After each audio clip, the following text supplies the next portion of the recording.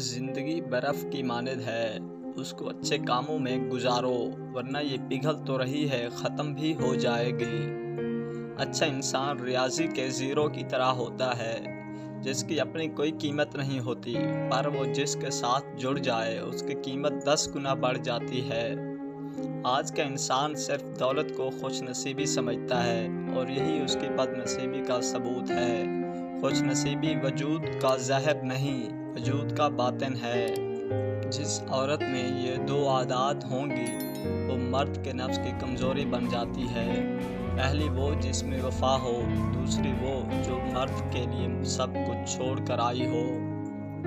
रहम उस फजल को कहते हैं जो इंसानों पर उनकी खामियों के बावजूद किया जाए। किसी से इतनी तवक्कुआत वाबस्ता मत कीजिए कि तवक्कुआत टूटें तो आप खुद भी साथ टूट जाएं।